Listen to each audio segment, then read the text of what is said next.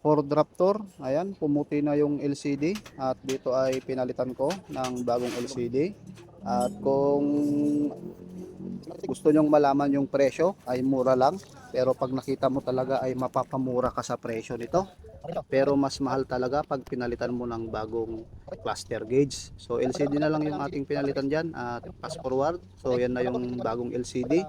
Napalitan ko na at itetesting ko na to. Hindi ko pa linagay yung mga cover dahil sineset up ko pa yung mga kamay nung RPM at yung odometer, ganoon din sa fuel at sa temperature gauge. So yan, goods na goods na. Bali function naman lahat at awa ng Diyos ay ayun, naging okay naman yung pagpalit natin ng LCD. At dito ay reload test ko na para magkaalaman kung okay na nga ba. So yan, dito lang yan kay Mike Mechanic Auto Repair Shop, matatagpuan sa Caloocan, Bambang, Nueva Vizcaya.